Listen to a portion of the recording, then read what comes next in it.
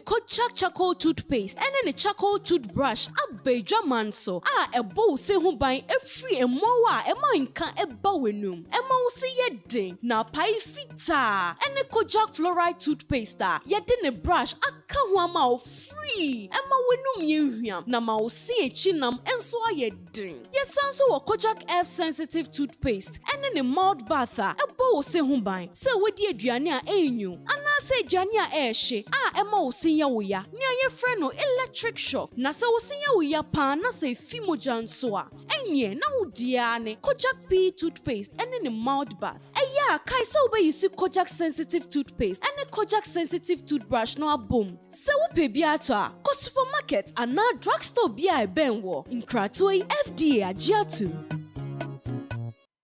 mani nchiminia menu aduane wo fia ne den ti sɛ nea mepɛ no minnim kwan a mefa so a mefiefu ani bɛgye meduane no menua penyi nyina nim sɛdeɛ na papa pɛ waduane no asene ma me deɛ free na ɛkɔ na famase da brɛ achiri kwai ne desi from suku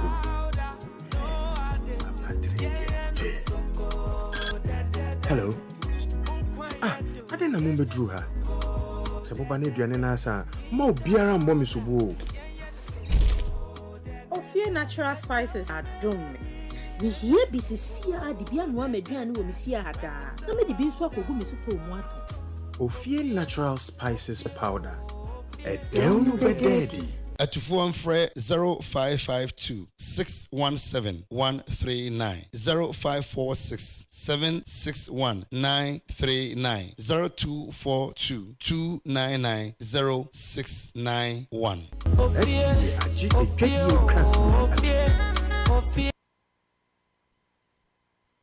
Across the world, your full good body radio station. Okoman Radio 97.1. We bring on the best. Don't go anywhere. More coming up. Because good music can be so hard to find. So hard to find. Get it here. It's your boy Travis. Gym class heroes, baby.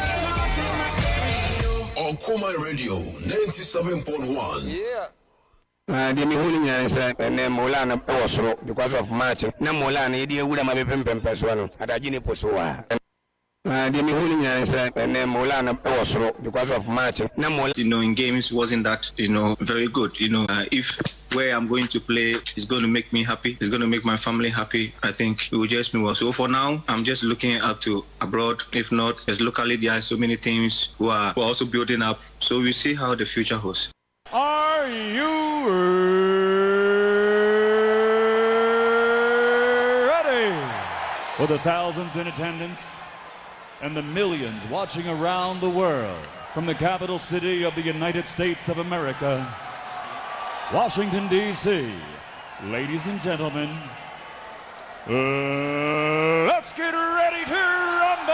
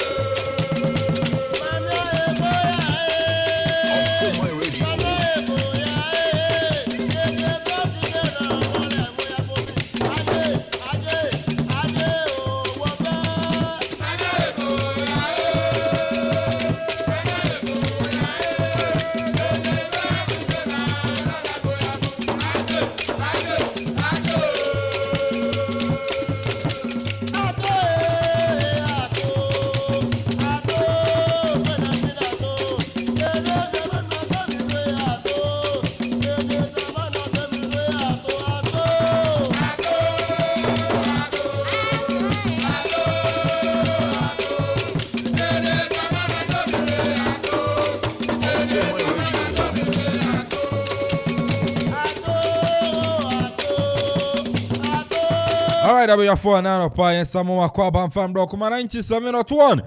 And then Benada, yes, on the 7th of February 2023. Yatanasi Global Sports. I don't know, pension Edimun Comunina, Ebreu, Ewo Jumedi, so na second confirm executive producer. You are Kofi Anton Bafo Samson, Nana Kofi Okori Ajuman, DJ Ziggy B, DJ Donzi, Krobia Sante, Pastor Paradise, Ajo Pokia Onam, Senior Ditina Finsuno, the writer, commentator, Omniata Echia, Yede and Semno Ebremo, and Ne Anopa, Ewo Okuma 97.1, so ne. And come on, dear Buburuja, and rather Christian Achuka Sam. Ono sending some able to drop our Avia Fana Ukupimo to Kai, Etekia.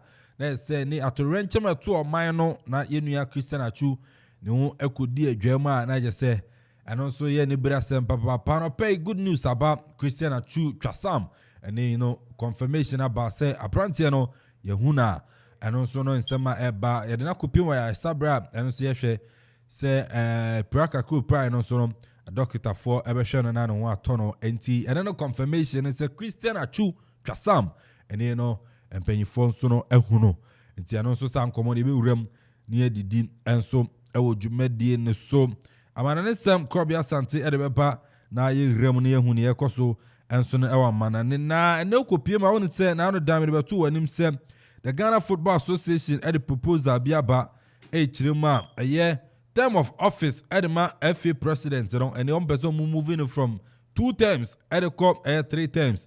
Na lawyer penny pa at my babonting Abekasa at a fast sansam so no sansam na FA no air can some person moving from 2 terms at the 3 terms, you know, and ya de no on your monsono a ya drain and tin na fin sono ye disa and commono and so.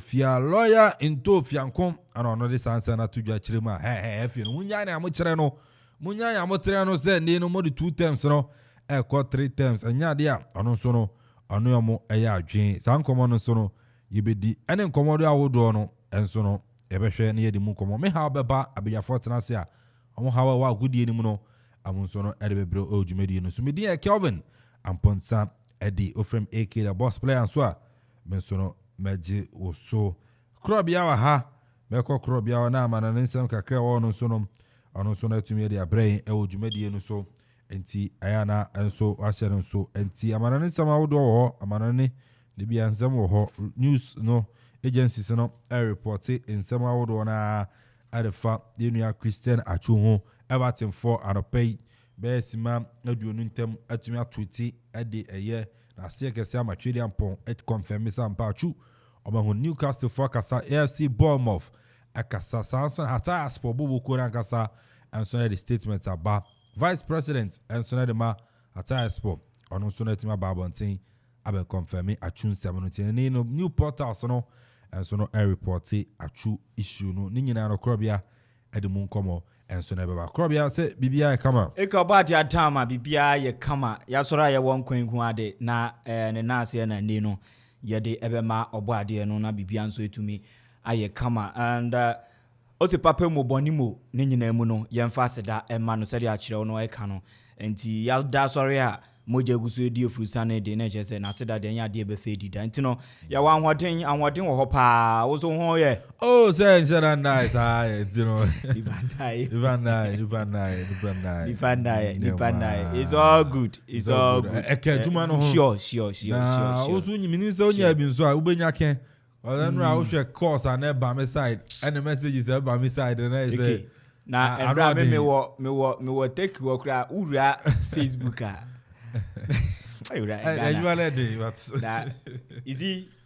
But I'm very proud of myself. Yeah, I'm very proud of myself. I'm saying this on air because me nyakra between and Drankwa as I started posting Ubemu say bi whatever the portals ebe reported from Tech, you know, then I repost them, you know. I think that in my DMs ni ade obi wo ha masa minya babe 10 messages on Facebook or mucho maybe some say so far how far like then echo. I'm say oh Do I'm say boss na mitemu Ghana.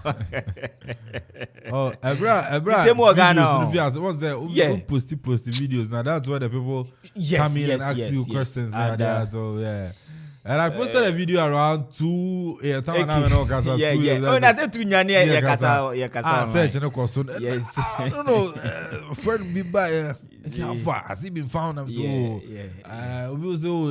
learned he has been found, so can't confirm. They are now. And I'll pay coming now. Calls and messages still coming in. I think as it stands now, messages but I'm so at least you can confirm. It's all good. That shows the path I answer in certain areas and sort of motivation at the Mayanga say indeed people believe in whatever we are doing and they trust us one guy from there Nankame but also on English also on English Amanfo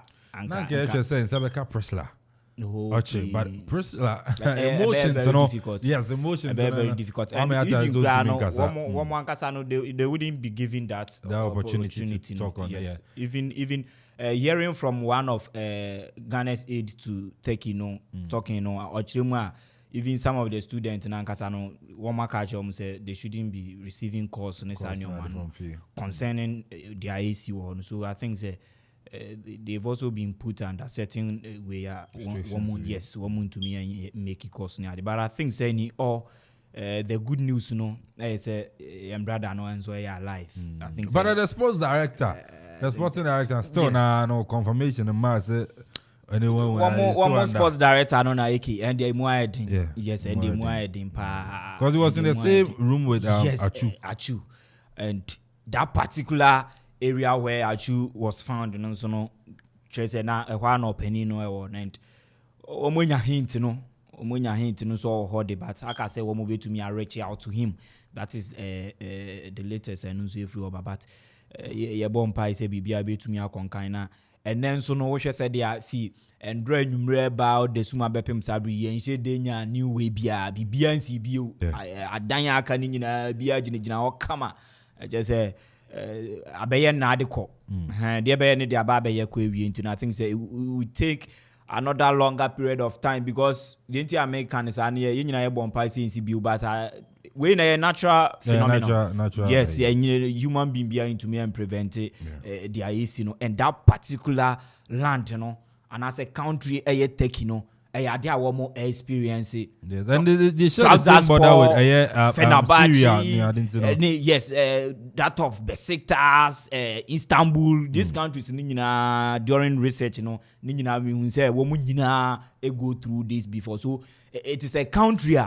This way and they will be to me taken away from yes we say ye woman bia nenede ye woman bi so ha flood pa so to me to me Greenland ni Amanfo dem Japan and the tsunami Asia Australia den ye oja hihye yes Australia bi bi oja to me so grow no be fa yes obia wonede but ye no oh okay obi na ye go bi say China over to say China for one Hanuma say Syria for say Oya say na Africa had it Nyamidian for Fipa ma Sanyoman e be shut down to and because onim say said ya yesi ye nyoman ya danga yesi yen road ni ade eke yen land ni say na ye nyama Sanyoma e bi tomu Africa continent ni nyina ebetumi asei nti nyame hu ni sa no say sa de a yen so ntumi nja yen unpunished because Sanyoma ye kenyina a sort of punishment nso a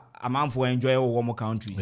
Our woman, say what I say. It is any money in an idea to make Africa for unpunished. If that is the case, there all my wicked politicians now Monsungu yen. Yes, Africa bra bringing a so yen politicians. Cheyen leaders no. And it was true. Yes, this guy is making sense, prudent sense. And I'm making also what no say no. Because say baby this political way but why say young political leaders and the way I almost you young nede even those are one more under monarch ni sa no man no they are not being rude as said they are under democratic way massa too much Yes. Too much. So yes, your punishment is over my wicked and bad leaders. Now almost you to me about Beshayan, so now so yam breno. It's a regime be or neba, obebrea, na kono, or canso about the yen crabin of Frasiaba. Into Yanoso Yanso, no. Oh yes, on any adwin. Oh, men in Bayadwin. Was social system and sending across one day, men in Bayadwin. Men in Bayadwin. Papa, men in Bayadwin. Now, Pharaoh, what the Pharaoh in Africa? No Pharaoh no of Africa. It's no. Who read the history of Africans? Our leadership. Young leaders are wicked leaders. Yes. Leaders now wicked. Wicked, bad and wicked leaders. Wicked. Yes. So do money in a only power could do money in a dingo. Democratic weeper, I won't say I to choke a branch, I would look at same way be what come and penny. Sure. This is what minister be a public government and as a public office holder. This is what can ask Black Stars in Koya is in now, say Brandon who radio so the lawyers in the Okoman and woman in the Cassidy to work as a common woman. You bet you arrest you, Massa. You see, we are going as a man going on your whole Neko police station. Watch or would ya or watch a woman in a gym. Imagine say if we are not practicing democratic way, and can you imagine sort of way I be go through. So okay, a whole lot. So I think say you be kwaba a short. About I tunu de ne no aneke ye ba be yen. Oh, the near be ban de say near be ban major one na aye. Yes, major one na aye unkrofi no. Say ni parodo no say we atuna apply ni trade free Ghana or Ghanaian and any man or ye neduma or tekina and ama especially Ghana young afano winner. I think say masa near to Syria, even Israel crown or a part of one share of the IAC. So yes, and ye taking Syrian ones, but come here, I say football and I always be in this particular universe and kasa ye was on kasa no. Unim say okubia beba bia World War 1, World War 2, sa no man nyina no e football na ye de calm things down. So football na ne no bibia besi bia no ye de put people together na ye de console ye ho a. Ntino I think say we no football club involved in this particular incident, and you can read from the news any other publications in it was all about football. So what you say? So no. So you be kwaba eki. You be kwaba. I think say we would have time. You break Johnson so Richard for be about me remember. What is that? Edra. Antoine, ejuma na. Oh, some say yawada. I don't know you are that. Some catch you. One thing I catch you. A referee bad day. A war experience. You do kwa kugu nufi. But a bad says I'm working. Bad say ya. Yen says zomunyin tum. No ni ade na yake. Ye ka. You de be an referee. No. At times we should understand the concept of football. You know. Brekum Chelsea Mbappe. Solo we pay. Brekum Chelsea Rich Safo. Akoso. Rich Awo. And you say playing body no. Executive we na ba management him. Oh, okay. Good news and I say. Me say you Rich Safo aba. Okay. Me bo mu. Fast we see okroma. Nyamo adwuma mo se mo nyamo. Richard for aba. Ndiano ntine yan komra. El Chicharito. Ahí la tiene Torrado. Torrado la juega por abajo, el arquero sale, la tiene Gio, no hay arquero. ¿Quién le pega? Gio. ¡Golazo! ¡Poema de gol! Apago la luz y me voy. Rayambo bibia action Enfambro Okoman 97.1 and bread to say the amount in some way Yabo Buano Babetan Yiti for and so any Ashefo and Akuffo Corre Ajima together with Teki and so any paradise a cringe in 70 de good crata so semen kono quantum chronam for Amanfo cruising seminal and Fambetan Yiti for any Ashefo to say a castle radio no Ababe audio vision and the Utino now sound so share now we had the clear vivid description of the stories are yes so yeti air pano to remove in social media handles na in Ejumedi no so no especially on Facebook and YouTube no Facebook ayo Okoman Radio 97.1 udu anane no wetumi like na wepia shama omo diaspora no so no etumi get in touch of the programmer yeti ehihye so enso ewa ha no sanso na YouTube enso ayo Okoman Radio 971 udu a na mepa chewa wetumi subscribe se na ene adoma no onso wetumi click so send Ejumedi udu bia enso konkan you will be the first person to get in touch of the programs out and also also ewa Okoman Radio 971 enso ewa hono na remu enso ewa heneno DJ Zigby ono na neno ono so eboa ama nyoma no so etumi akonkan live streaming ni nyina no enso eye DJ Zigby to nyoma ekoso nyina eye ono a ekoyi a eye Zigby ankoyi nso na eche se ono a ana ne mpani so no mo betumi ede sombo na etumi abono ba Zigby de onya problem da edumo obono ne nsa no efe papa enso hono manei o hwe dia ekoso ewo teki ni ade na ada footage na eba no wo mo ehwehwe se ne wo mba be fa Ziggy kura ede na kwa wuremu enso ewo mata ice for ho baby na ono nso etumi akọ streaming niama etwetwa niama de aba na eche se ne nse no adwuma efe papa enti DJ Zigby onso je utu na nioma nso no entumi enkonkan midi no eye krobia sante be hya se nso de free and then uremo ewo Africa we no FIFA Club World Cup eye wiase nyina enso ana ebo uremo ewo Central America wo mu ewumu sanso ana Europe enso ewumu Confederation of African Football uremo Africa womo so ewumu ana ne CONMEBOL eno e South America womo nyina womo so clubs and so represent FIFA Club World Cup and also na etoja ewo Morocco Rabat man so ana sa game no etumi etoja na Madrid ana ne womo so etumi abo uremo a semi finals pair no nyoma etumi akonkama medini nyina enso etumi edi ababe to go Al Hilal of Saudi Arabia womo so eni omaya ye from Flamingo womo so no every South America Brazil ana womo so efra womo ababe hwem womo na ebo semi finals no sanso na second semi finals no and so Real Madrid and so any omaya ye from Al Ali womo every Egypt Africa reps no womo so ebo amani womo etumi akonkan na Al Ali ne Real Madrid no ebetumi atodwa ochenata and so na sa game no eba so na Al Hilal womo so any Flamingo no and also eba so enenwumre ya ana sa game no and so ebetumi aba so na yenko Facebook na yenso yenko hwe se de nyoma eko Madrid womo arrive no enyoma nso etumi ekonkan kama enso edema Real Madrid a womo nso aba bi hwemu enso ewo hono ma yedi nyoma nso no etumi ede ebanti hwemu ewo Facebook a onso betumi enjoy na wehu se dia Real Madrid nso no womo nso etumi arrive na eche ne womo eba be pie mu ewo hono ma na eche se efe papa o hwe players no ene se dia womo womu nyoma womo aba be pie mu ewo hono ma na eche se nyoma nso no enso ekonkan kama panti ubehu Marco Asensio abrante friend no Eduardo Camavinga womo nyina enso egugu basi ni mu a enioma ekonkan dra odesumu pa abra na ye Christian atwu hu adwuma ehwe ni mu se good news ni betumi aba no na beye 12 am ho no mo ade achin ana Madrid nso etachi base enso Rabat Morocco enso from Spain unim se Spain nso de womo ni Morocco womo nso te se Akropong Ebrew womo ebumu anesa enti womo ye adwuma ne kama ma won atachi base ma nioma nso no konkan na squad openia your friend Don Carlo Ancelotti enso etumi de aba betugwa no squad womo akwa remu womo nso enie goalkeepers no miensa Lunen enso eka ho ana Luis Lopez ono so goalkeeper o remu na Thibaut Courtois ono so goalkeeper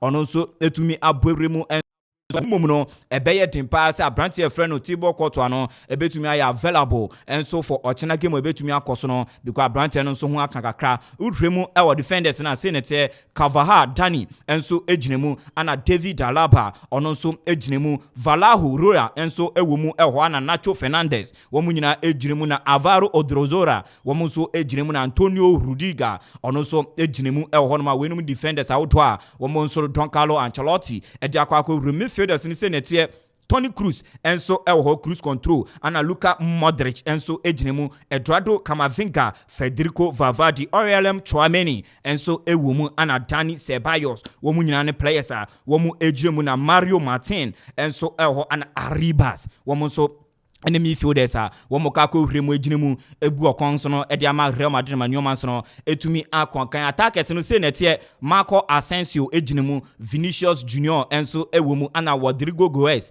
enso agine mu ana Mariano enso no agine mu ewo Abrante friend Karim Mustafa Benzema onum so ono so no ewo injury grant no enya ade opani nso etumi travel na wo mu hwenim se Madrid etumi ebobre mo chenada na wo mu hwini ekopie mu ewo the grand finale a Abrante friend Karim Mustafa Benzema unum se said amedi kan se burem wo Morocco enso no Spain dia wo mo so eben ho pe inti Abrante no se Madrid de finals na ene no late fitness test na Abrante need to me pass na doctors no e man green light na Abrante no ba be pie mu aba be dwani team no na finals no ono so etumi aba be si akan de abo team no ama ne o man so no etumi akonkan e Real Madrid enso 22 man squad a wo mo de aba be hwere mu Morocco na ne no jete atugano na ye be hwere mu enso e won sem fufure mu a FIFA wo Chief of Global Football Development and so formerly of Arsenal manager Arsene Wenger and no dia babe to go say clubs na mo sign players sign na mututu players ka kesi boom ni ade no dia eba no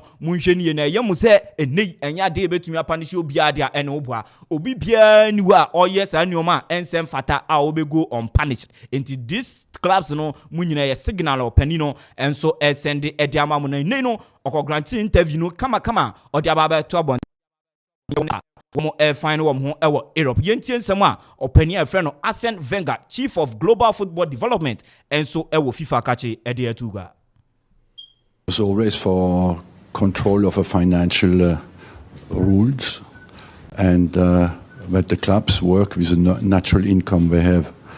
The rules have been created. I'm convinced that at the moment there is an evolution to be made in the way the rules are built up at the moment. But they are what they are, and you have to respect them. And people who don't respect them and are caught by trying to get around the rules in more or less legal ways have to be punished. And if it's proven that this has been done on purpose, you cannot let that unpunished.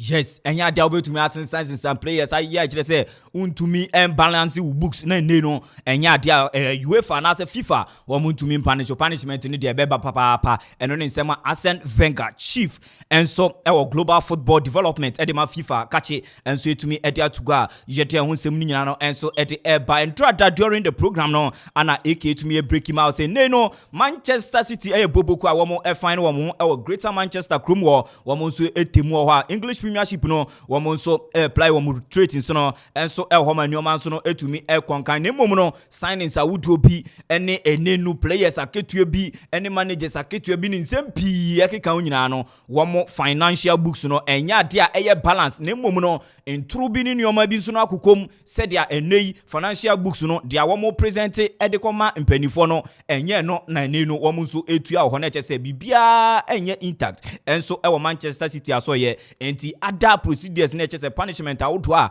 ehu behia se wo betumi de ama Manchester City no wo so mpanifo etumi e de aba beto abonten ama ne wo de ba abonten no Manchester City enso etumi a reply kama enti wo dwane o Facebook Okoman Radio 97.1 sanso na YouTube no Okoman Radio 971 a ubehu response awuto a ene Manchester City enso etumi e de aba abonten a wo so etumi de atemu a kire se masa wo nya eboni bia enti wo ye very surprised and shocked. And only key words are usually very surprised and shocked about a Neno and someone eba and so say nay Premier League no shading some way to me punish woman one we are very surprised by and so and shock ne mumu woman so ediama private and internal media woman so shame my juma and so I can say bibia betumi akototen and so ediama Manchester City ne yebekwa akotie and someone wom and so wa Manchester City and so any Premier League issue a no with regards to one more panda and also a potentially essence and was say bibia konkan na womu before dia womu betumi abandon yen hwese de nyom besi akọ as to say womu betumi akọ for appeal and as say bubom na womu tumi nkọ for appeal a yentie emu nkiremu nyina be ye sima ba ko ne yemra. Basically, the Premier League board has referred the case to somebody called Murray Rosen KC. Now, he is the chair of the Premier League's judicial panel. And what Murray Rosen will do now is he will establish a 3-member panel. Okay. So 3 people who will form the independent commission. Now, these members can be selected from the 15 members of the Premier League's judicial panel, or Murray Rosen can decide to select whoever else he wants, maybe somebody with a lot of experience of complex financial cases. Then once this commission is formed, 3-people commission, it will hear representations from the Premier League and also from Manchester City. You would imagine, for instance, that Manchester City would have some of the best lawyers in the business putting forward their case. Or Manchester City are unhappy with the decision. At that stage, Murray Rosen has to get back to work because he has to establish a new 3-member appeal panel made up of 3 different people who will hear the appeal. So again, they will hear the independent commission or the appeal. And then the appeal is heard, and then we will have the decision of the appeal panel. At that stage, crucially, and this is important, different from UEFA, Manchester City or the Premier League cannot appeal to the Court of Arbitration for Sport. So the matter will end with the decision of the appeal panel. Yes, inti weno EPL no Premier League board womaya wonhachi say enya dia mbra bia ma ho kwan weno eye eternal issue enkwa abonten na ne of fa motromojo bia de appeal bia ba be win case da bi we de be sanga kahya enti Premier League board no enso arefe case no ediama enei private entity Murray Rosen case Murray Rosen ono no so no enesanye chair enso edema Premier League judicial panel no dia openini ka opoto kase mu nyina no na mi kirechiri mu no eno enso edema judicial panel no no no kuru ya ano no so establish 3-member panel a wo mo betena asem no so wo mo ne be face panels a eni Manchester City nso de beba ababedi akagire mu no wo mo ne be face wo mo no na mmom se case no for Manchester City a enya ade a wo mo betumi aya appeal bia e de atra Premier League ni mu edi akọ UEFA so ye anase CAS enya de betumi sisa na mmom no eye the same established 3-member committee anase panel no ana wo mu besanga ye sa appeal no edi ama wo mu bio eno so eno no inti appeal no eti se de a wo de appeal no abre eke na edwuma ni sini na nso na ene wo de asem ne bai no eke se we di for but se wo pese wo san ya appeal eti se wo ya appeal na san de koma eke bi weke eno no penina sa inti eno no but if you are panel no say on the question say judicial system yes some static case no one already are probably nipa 5 sure be on a panel now where the case one ma ruling now umpa and one ma I mean can say yes one ma ruling on a matter now umpa now Akuffo appeal and I say review and redress probably the 5 no 2 by count yes now 7 yes then where the until 5 could say unanimous 5-0 we know there Akuffo appeal na 2 by count na so na 5-2 or 5 na join na nsesa we know the all can say see panel no gomu elusu first game na wo yesa wo file another one said how can pepe wo mo the 3 ba be can na 6 no na 6 I think they say wonya odd number so I think say it would do in the other voice no na sana wo mo be I think say no but the most we know any good news the Manchester City say want to me exceed the eternal way of yes no ni ade no thank you over court fabrication for sports. One of the most time yes and we know very serious yes and we know one which are Premier League you know other top 5 major European leagues you know other governing bodies you know our more head the various leagues you know Europe no complain bitterly say Premier League no eke wo hwe enye nene start you for the past 20 even 30 years down the line one more na spend the power one more spend the rough clubs you know. And this is the time UEFA didn't buy no back 2020 UEFA didn't buy 2019-2020 one more punish Manchester City one more appeal one more unique case you know one more susu say no and can say to me stand because Manchester City now was a woman to me and punish one because we share the one more year you know na exceeded that of their even Chelsea yeah one Chelsea 2 transfer window ban you know until with that regards you know case we muntu mi ntrapade nti ano ne nsam a efri Manchester City aso ya yetumi enso abo ediametie fo mo bia so no etumi adia ba Jesse match enso ye manager Edema Leeds United no penny no ya born na situo 37 games no tumi boy dan no other season a etwemu ya na nka Leeds United be ko relegation na Marcelo Bielsa ye born na situo e ma penny by obai no ana ono nso etumi e ma penifo yi Leeds United ka league ni mu a oto aso a 37 matches no o wini mu 11 and so a draw 10 a lose 16 29.73% winning percentage just why are the cry at the same Frank James Lampard no near 27% into year 29 that's just why born home than pa just match and I knew one permanent na Manchester United fu say boy you need lose United and kwa na ba boy do yan kwa so ma pam manager na nsenya ana Lampard call first manager by Sean Dyche no dey here Arsenal mo nso edu yesu kakra mo me yan hye nipa wi mo san so de yaba eno ne kakra no so efri oba na Chelsea yake Chelsea say won say Ghana ha say ye pese ye pam coach bia wo de hye kwotokon ha so folk wo mo pese wo pam coach bia dad na ya wo mo ye won pa mpanifo den na wo mo ye pa de my supporters Debbie Kaipa. Oh yeah. Si Ghana how person even Black Stars to person technical yaba. We are intelligent. Enti won say Ghana ha no one person pam coach bi na coach bi the way all bogim won say winning rate no form. Ne mo dem bon konkan nti obehia den technical director. Na wa ba be support no. Ono no be ma no Debbie we yenye ne say coach we player we kura mfa ne mbo technical director. Papa ye friend no Gilbert Enoka Andra waba be remu e wo Kuba na oye All Blacks eno e rugby team a wo mo United States of America wo ma dominated for the past 15 years ni nyina due to Openi way. He's a psychologist, and neduma oye ni nyina ni school ko ni nyina eye oye eduma e wo mentality winning mentality hu.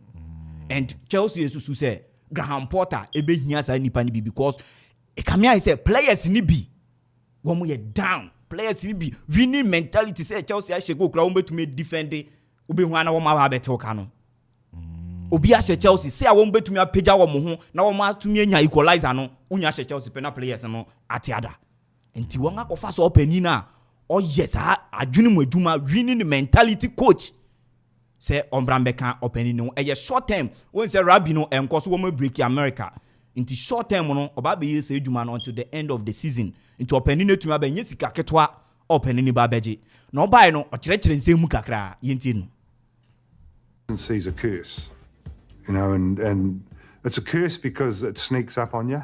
You get situations where people have been there for a long period of time and they think, well, I've been here 10 years, what do you got for me? What are you going to give to me? And this whole sense of entitlement reigns. So we drive in this environment a culture where you're at ain't good enough. Where you're at is a place for you to determine where you've got to go. If you've got strong leaders and the culture's great, that are thirsting to keep pushing you up and keep pushing you forward, then you will be better at managing the times where it can actually seduce you. Yes, Gilbert Enoka, ono a winning mentality coach. Winning mentality coach. Eno na wamo di describe no waba. Na edu baby no na All Blacks if we are ken Rabi na wamo su team ni nyesa na wamo kofa ne buy open ni buy no 15 good years. Rofuna bon homodin dominate and wamo so Chelsea sisi ya wo break dia. Mayema usika na wonso brana beye se edwuma no efa maye na nioma konkan na waba ne se na eke Luis Enrique former Barcelona manager, former Spanish national team manager. Luis Enrique we did nkomo na wie kra Abaye technical enche Graham Potter vele wanhwe ye opani ya wabe ti ya ba ne kire se opani no ono ba no so ono no ye mentality man na psychologist into obehwehwe na memu se coach ni kuro gina touchline ne kura ni winning mentality wo kura na wo form enti Marcus Addi to se Graham Potter be wie season ni dia ma Chelsea kura no a the next manager in line ya Luis Enrique be sign contract na to no ana bra kwan me dia ma no nsem tew aye be po no enso edipai no ebetumi edi AC na ye ka no eke hunza asemben ga kasa me fa wentwem enti zigi mpacha obema me sa pictures na Manchester City, Paris Saint-Germain, Chelsea, Matrono European clubs no de beto so ekesese no European clubs no udra the top 5 major European leagues na womo wage bill no say net here every 1 week 7 days bia no sika Paris Saint-Germain etua edema players 728 million euros. Top 10 womunie. Wage bill, highest wage bill. Ewo the top 5 major European leagues ewo Europe no. Clubs no first top 10 womunie. And as a Wenger mabo voice and dada wabeka sa afa ho osisi no bia ni wo be go unpunished. Paris Saint-Germain na din kan 728 million euros every 1 week, every 7 days bia. Nti bosume ya 4 weeks. Ready. Second, Real Madrid. Gabo no susun kakra. And Paris Saint-Germain wo be punish na che. Real Madrid ne etosu mienu 519 million euros. And any sika Real Madrid etua. FC Barcelona etosu miensa. Womo de eja kan word de da nti womo kra de. Womo gusu a Laporta be yejuma balance books no. Some players be brebe san akọ. Wonga womo wages no susun be brebe san akọ. Nti oh yes, ameboa. Omu players bi basa bi sa Sergi Roberto no bi ne we no ma ba be keka won sa ko ano player ben kwa na me de be example other club bi Phil Jones one of Phil Jones of Barcelona. Obatena oni ba bi akọ ama Bellerin no nyina asanga ba ma wo sanko still we Roberto and no Barcelona 466 million euros and then sika otua every week and so edemani players. Manchester United etos were 454 million euros and sika womutu every week edema players. Liverpool tosu enum 434 million euros and then sika womutu every week edema womu players na Manchester City womu de womu nse womu de tosu kra womu tosu nsia 480 million euros. Then Chelsea, the Blues, 403 million euros. 7th position at Juventus. Womu dia womu ate 15 points kura dada. Womu books no kura de negative. Enti womu dia womu ate womu punishment kura wo. Italian league ni mukura na UEFA bi. Enti womu no womu toso wo 336 million. And so euros e wo hono na Bayern Munich 324 million euros. Womu toso enkron 9th position at Atletico de Madrid. Toso do 265 million euros. And so no say Paris Saint-Germain gabo ne de eson ana efe na wo mo sa ba be ma Lionel Messi contract extension ai urade ni pa be wo nti no jemu tiama yake na tumi dia woto na nso etumi ato aso Okoman Radio 97.1 na wo Facebook like ne ja comment nso wo ho na dia opese o ka bia Christian Atutwa Sam yehuno but so far nipa wo matumi ahwere wo nkwa no 3,465 anasisiano 2,373 seriously injured yenu abema Christian Achu and so I was a group we mu enti wo mu gusu we are sending me info nearly from Achuni camp na picture no mama zigina Zigidi atuso Achu latest crowd in the hospital bed so na odaho anodin oh yeah say sisi ano Achu situation na ha ye Amanfo nya we Achu situation ni sisi ano one wo mu hunu no nwi wo no nwu ye ne nan nifa no ebu ne nan nifa no ebu ana we nya series obroni trouble of series of injuries and again onto me or have difficulties in breathing. Because obi abeye 24 hours no o share asase de onu musu ondidi ye de full 24 hours nature say obre nti is finding difficulties in breathing and ya de opani no etumi breathe ye ne homi nsi so nti sa ne o ma nyina mpani fo guso a wo mo ehwe no and bra Facebook eke edi bibia to so edi amazigi edi atoso si a live hospital openi aye friend no Christian Atutwa Sam da no bra Facebook na won so bema na rechichi sem na ene yenu abema no da ho pa ntino no problem wo msisi ano series of injuries na che say we prepare bebre and the fe ni na mu nso no ehwan ne nan nifa no enye adwuma and if you no home and sisi so and also no and no dia ye nua bema no e wo mu sisi ano nti no hu di ye hu no te ase so de o te ase aka se ne ho beto no krakra nti no zigi nim so on saka dia na nti fatu no Amanfo no pa serious serious pa nti no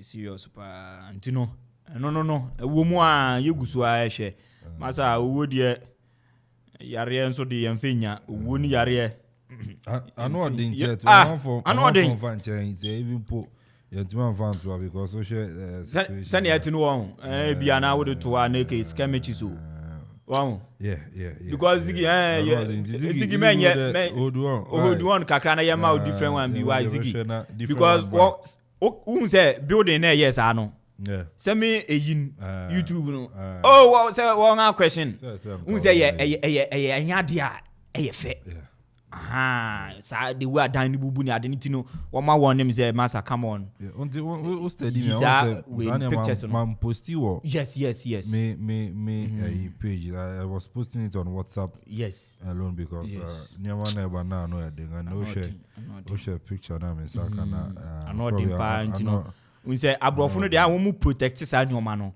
to say bia yes we tender strikers na bia nya insusanso boni bi na wako post sa pictures na ade wo mo ntwe ma because wo mo hu ni say enya ade pa correct say nipa kra ye ni hu ntino pictures bi wo na display pe wo mo account no wo mo be ye no we sisi a on be sketches but we are still hoping and praying oh yes eke other hospital nko ade abrofo nso de yeje wondi oh say enye say yan ha yeje wondi o bateke yan panifo yi o yeje wondi yan say ne de yeje wondi ba yan politicians and woman je ahafo doctors nindi and they fact no come in my system now so wo mo yare bia wo mo ko even on mine and kasakura taxpayers money ye tuya certain anameboa ministers bi wa so taxpayers money na wo mo de ko check up ni ade ntino yan say ne de yan de yebu ahafo doctors ne ade ne yebu on but yan panifo leaders ne wo mu ahafo because yare kakra post me ko ha okay be ojo mangni sika taxpayers money no ne de aka ko hwehwe ni mpom but yan de musa ha akonya wote so parliament kura wo muso obi bia ni ha sese kura wo frɛ won den carpenters we sese ding ya polishing said they sese ntino wo mu kura no China fo na ye wo mu se wo mu ntumi ntena Ghana ni akonya wa ye so because bia na ebu ntino yam penny for the respect oh yes na wo pa chere say den wo koto akonya free China betena so wo parliament house the whole Ghana o manga yetimu as a country ye nya proper way bia wo mbetumi aye nkonya ama yam penny for atena so no what are they telling us you see jama santi aha no kra chere say aha kra usun eduma kra still respect ni ko eduma na wesun ana wo penny for na kasa kra respect eduma na wo yen oh yes okay ni komo CEO na no do safo you know man Yalaji Hussein Alpha ka communication na BBS na sakra ba oh say me say aka no na sina when your confirmation na just say I don't know yeah Solo okay you be fine about that one more so monitor situation no oh yeah monitor bia kama ndra monitor baba yara baba oh yes okay tama me monitor chu issue ni na me santi TV ho hwe game na eno na ayi tama mkwala shares second goal ono ni second goal na second goal no we say we hwehwa chu awusi mkwala shego oh but you know we are seeing in a kataso. Yes. And we are like I was okay. I wonder.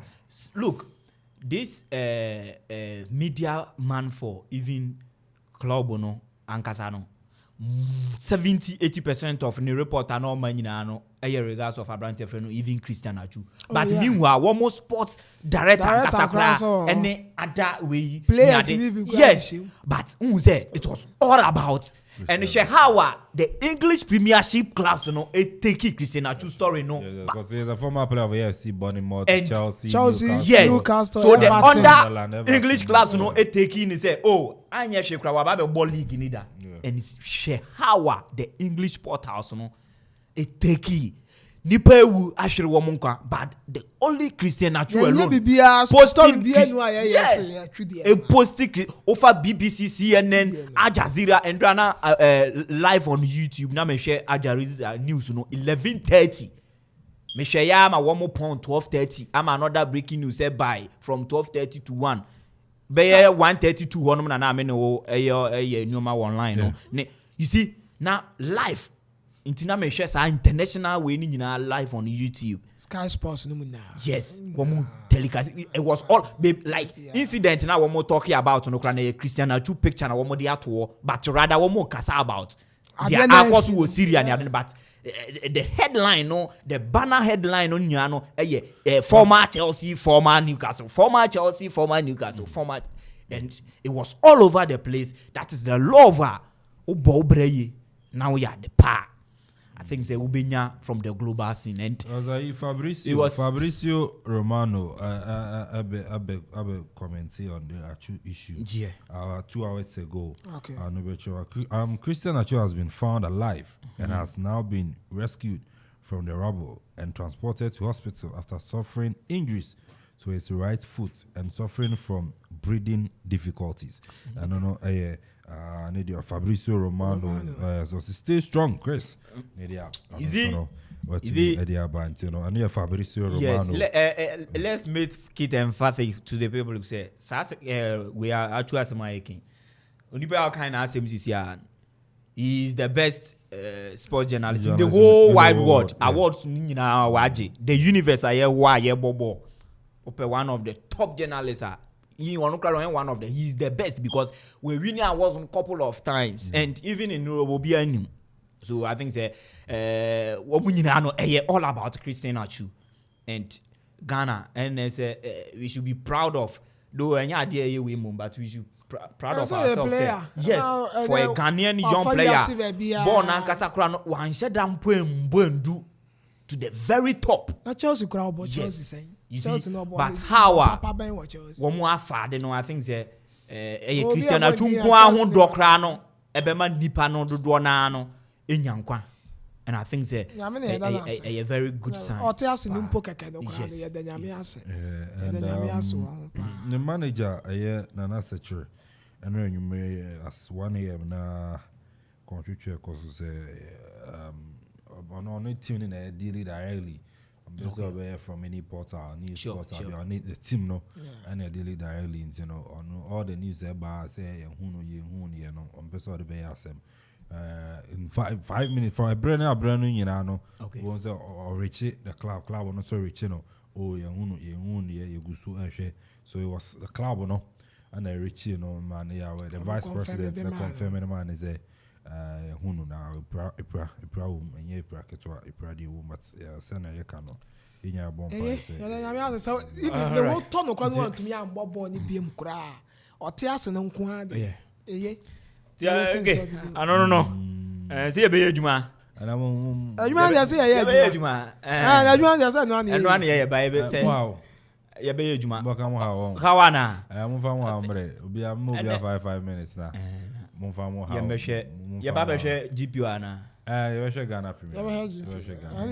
Said 11 above. Okay. You share Ghana Premier. But you can come for see stream live on Facebook. On Facebook, yeah. Yeah, Okoman Radio 97.1 on Facebook. The exclusives opinion about Christian Achu, about the Ghana Premier League, on Sabeka Oko Facebook. Okoman Radio 97.1 on Facebook, YouTube, and to Okoman Radio 97.1. I mean, kind messages kaka. About Starboy there, about say watching the show live and clear at our Mim Airport. Kelvin, more fire. Congratulations to the Porcupine Warriors for their massive victory against Accra Lions yesterday. Greetings to Kuza Francis or the Fufra account Oyibo Boating, Taxes Man and my lovely father. No joke. I know Star Boy. Isaac Etiemo saying, God, thank you so much. Happy birthday to Roots Etiemo and also Nidia or the Abbas watching you from Medina and also Isaac Etiemo. Prof Daniel Amanfo Ochu. I see we are grateful to God for the life of Christian Achucha Sam. Samson Isaac Etiemo was I thank God. Wisdom. I say, please tell Classifier to be careful. We are busy praying for Christian Achu and Turkey. He was busy posting Kotoko. You should be very careful. I know wisdom, dear Abba. Then I could feel free. I say, indeed, God is alive. Abba Father, have mercy upon your son for his good works he did for the prisoners. Hashtag pray for Achu. We are with you in prayers, bro. And also Nadia Abba. Henry Hesse about so messages are about Kwame so they want so show on the live. Oh, I know of course I you be. So no. Then na o kwantintin na. Of course I be opoku na me ndo mi man. Ade samo ndo mi man. You bubu Salmon no poku. Ready you know me. Harry, the Salmon no poku you know me man. Harry, we you say about our class or oh yes. So no monitor show no. We eduman. I think it's ya for poku na. Say when you pass abro team success. Kwajo dantem na. Odantem. Ono mekasa na. Abemubu ya bana msi. Odantem. Abemumema bumba. Bibia be kamanti. Odantem pa. Na ine masende akwebi we amano. Na ye pese ye brother no ne ho ntono kra. Sa akwa ne ye be discipline papa. One man be Andrewia. Publication be pa Sebi. Sebi. Very unnecessary publication. Pa about Christian Achu. I think say you to me come from him. No. Me just send him could you me catch any or my own posty. In a later, ye perceive be uncle can you ye better do with him pa yeah. To me and you'll be sad. No. Okay. I don't know how insensitive some people can be in this country. Not from this country. Obroni pa. No, but after some man paying back kasa, you know. Also, but choro bibi was saying na then you know some. At times we need to be serious. All this stuff is stupidity. Now, at times you need to be serious. And also, no, being work, you have bomb pies and over to now, so baby. Now, this one guy, so when you're careful, your friend saying, or the bongos are lying. Oh, Twitter, boy, you know the saying. Bongo ideas. Also, very careful. Easy. So, social media, if we are sorry now, or ye be, but I think they are we and no, over Kai, or coach will be before empty hono. Yeah. Obenyi your penny pa no ka ko page ma wo mo check di no go through and then unim say ne say oba be tu kan akọ country bia say United States of America na kwa wo mo share social media comment bi na say what can be silly etia America na security no yes what can say etia man da so man no right say obetumi akọ so social media now one major way a wo mo fa so even say o person travel abroad wo mo share posting will be ansana young to me grant we know. So I think that we should be worthy of the things we put out there on the media frame. Okay. News coming in Asante Koroko. One Cameroonian defender. Solomon Charles Banga. Abanga say Abanga nane modern mono konkanyara. Abanga. Oh, Kofi Abanga. So no Yaraba no ye striker. No Ghanaian, no midfielder. Or midfielder. No Ghanaian. We are Cameroon. Some kai the last time we nya Abanga be nane modern we Banga Okay. Who say what one for Banimba because on a banga in Cameroonian language. Sudanese champions. Al Hilal. Al Hilal. A banga in Cameroonian language. So you know, I don't know. News coming in there. Koroko. And so enche Abranti Bojo ne Asante Koroko. Continue defender. Fire. Musuno wanya videos Amanfo cinema meno. I know yeah. I Zolo, some of them will have a back. I can move be 5 minutes now. 5 minutes crowd. Will be on funny hammer. Maybe you find you as a two near fire hammer. And somehow oh, Okoman Radio.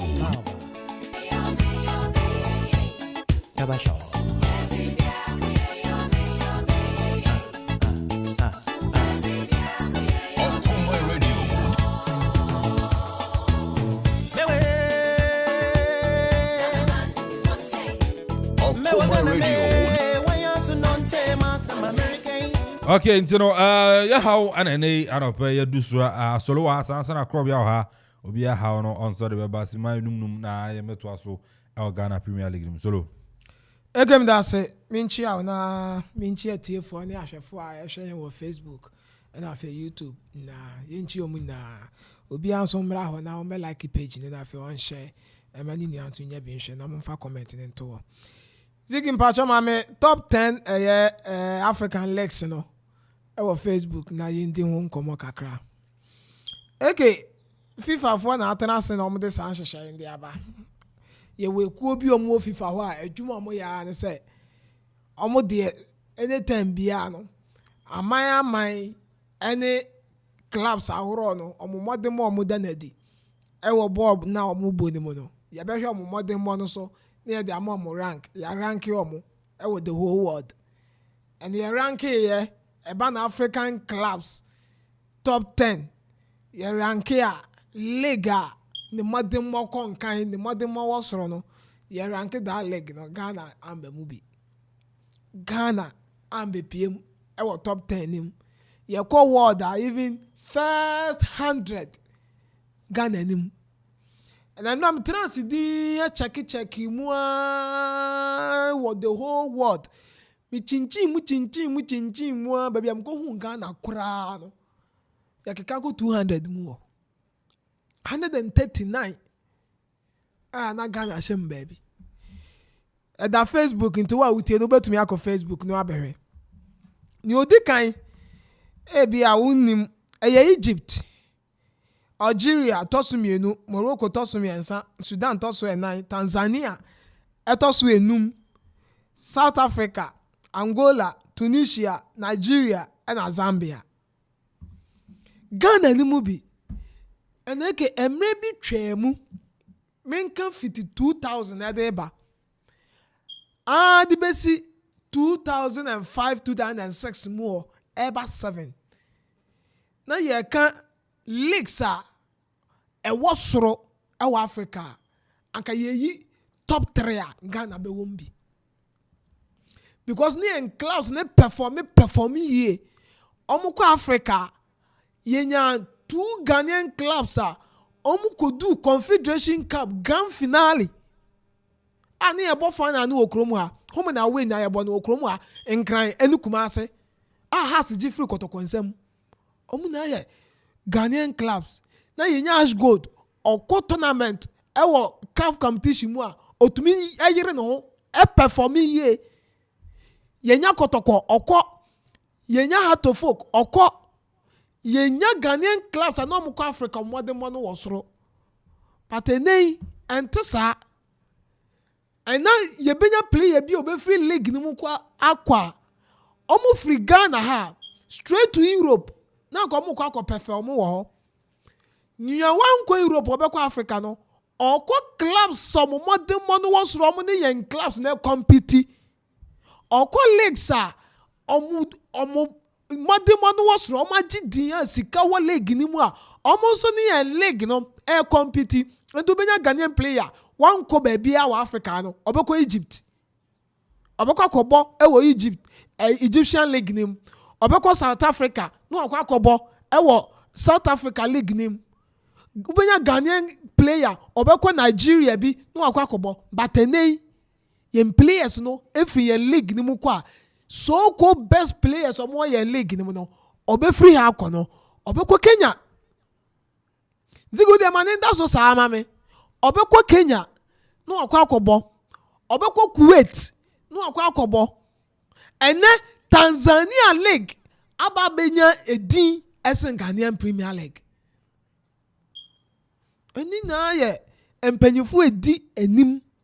Ni na ye edi a amo pesa league na se kromu of football no eje ni nyina ye respect a omanya dia mo game no e wo kromu ena investment a omo di wura mu.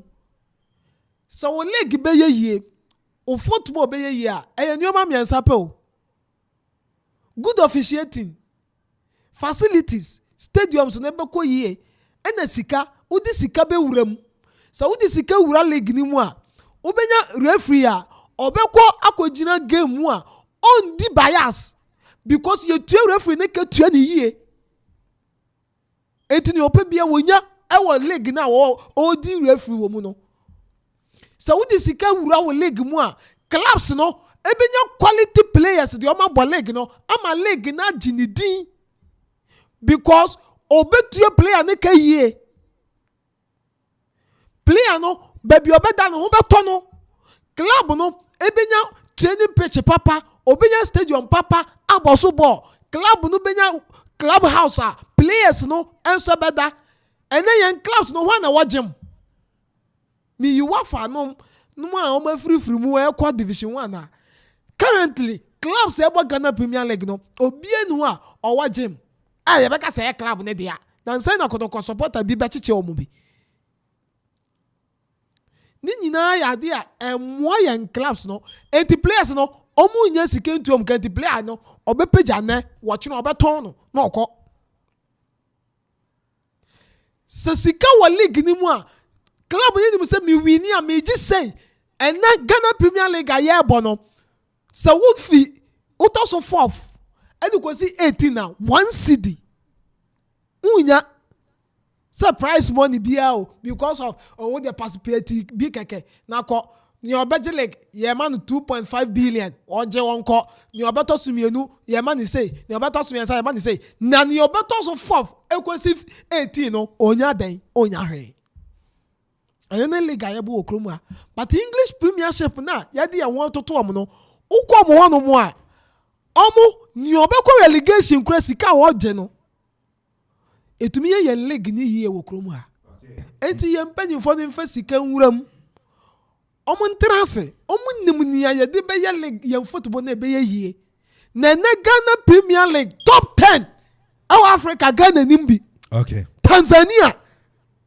kura league dini na yosa awo soro okay because of say and you say dina as such oma trans ye hu say when ye be boa ye na mpa so ma ye no e boa wom ye sika ne ba ne yedi okay it is a dream no mo sisa I know Pastor Paradise ne how audio ba krabia okay yes ekima ma ye sadiwe na endrada na mase tiemo ne ba no ne na birthday na nkasa e ba so root yirenchiwa etiemo yes mase tiemo ne ba bia no oh okay oko Akropong Methodist oh okay root yirenchiwa etiemo intino happy birthday pa en confirm ma ababa wa akwada ketwa kra na bibia nso enye kama no ketwa kama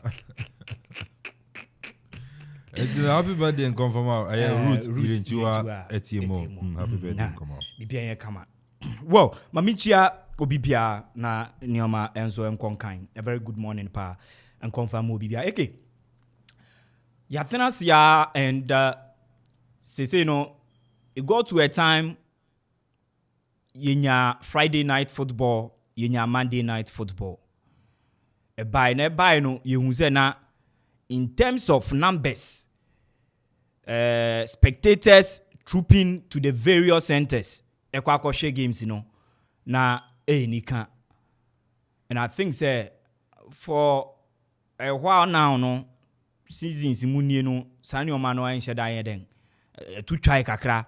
And this particular season I started campaign was say ye make sure say spectators and I say football fans, loving fans, able to me acco into our various centers akako share games, na ama games so enimu abenyam no any league ni nyina enimu abenyam no.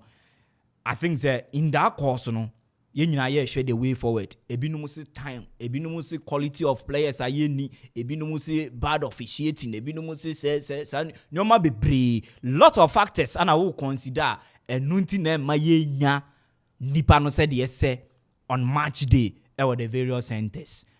But I think that all this being considered and putting together enya dia ni nyina so ye betumi afa no at a go na ye di be ye jumada.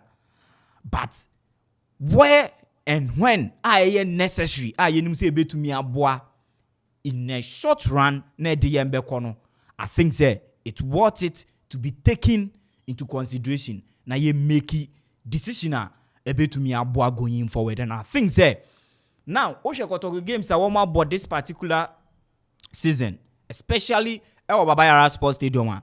Okay, their last 2 games, per report pictures and one more. Even from the Kotoko part of communication, HRSA games now one more about to us being night football against Kotoku Royals and that of the Andra one boy numbers so encouraging to extend that and you will be juma, especially even the football media nankasano krano obi bia pon juma sabria utumi ekọ jina home ekọ game ni bi.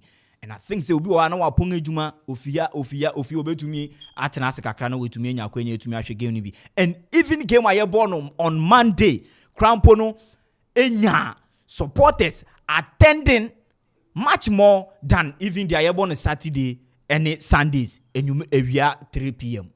So I think say mimi hunu say Friday night football, Saturday night football, these 2 days ebebo papa. Friday nipa na pon ejuma, Saturday in normal way hardly say Saturdays nipa ekọ ejuma no equal to from Monday to Friday. So that's in numbers day ideally Saturday, Sunday, and even Friday night na depa. Friday and Saturday you be a free bonto day because even Friday you would have to prepare for tomorrow and I say Monday ejuma okakoye. So maybe sometimes that's on Sunday. Yes, so sometimes Sunday sikurano enumere no difficult because you would have to put certain preparations together. How did nyoma beto to akwemu where to say one travel what about weekend maybe we ejuma okumase what about weekend from Akuapem high to say untu sa night and sanko ne ade so enya de obenya time ahwe game bi sa. One ye nyina enim say your problem in terms of stadium ne ade no ye ni ye various stadia ye wo man nim ha no. How many of them are never floodlights? And with that regards, you better me pardon those areas. Now you need to me about matches 3 p.m. But Accra Sports Stadium, especially when Accra has a full game. Baba Yara Sports Stadium, especially when Kotoko elbow game. Cape Coast Stadium, especially when Kotoko or Hasselhoek travel bo team B elho. I was say you how your best schedule ye matches on time.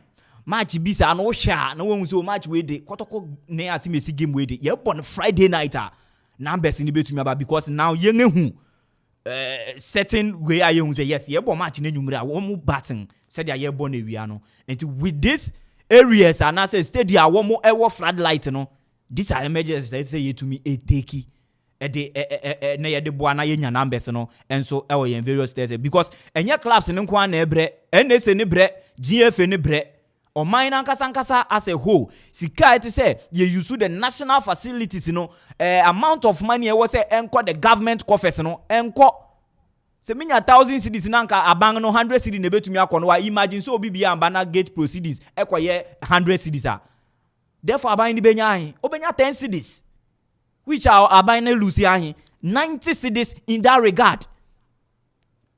So what I say, and no near dear going forward no was a yenhwe especially Cape Coast Baba Yara Sports Stadium and that of Accra Sports Stadium.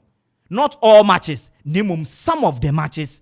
And was say we make sure say one more the Friday night obi etumi apo adwuma, Saturday night obi bia nim say adeche Sunday ya sorry no be ko obi wo ho nso a sorry no nso a enya de obetumi akọ ne sa ne oma no ntunu ye benya time especially Friday and Saturday Amanfo etumi akọ yen games no I think say enu betumi aboa with brekum any this oba deuha no mo ne ade a eno no wo mo no community stadium and I say community parks. One no a community no and most of the time one more 2 p.m. games no. And to say we should be any now we should breakum. We say most of the time one numbers no won't share any problem. Numbers party one won't share any problem. Always be an who say a 70-80% filled because a community team and a community park that Amanfo to me 2 p.m. But with our biggest any we know the larger we know stadium no I think say one way to me I and be to me aboa in lifting our spectating on match day in various centers and to me the aboa in game no masika so to me I to me at the bank akra my yen na the aboa egudie no. All right, and it's Amanfo abeja for how and then the aba solo attach on our league. Send a to performing globally. Sounds now Caribbean sentence on our still our pitches any spectators on and them and also not at me at a to jump and so the mighty for and I beg much more sending videos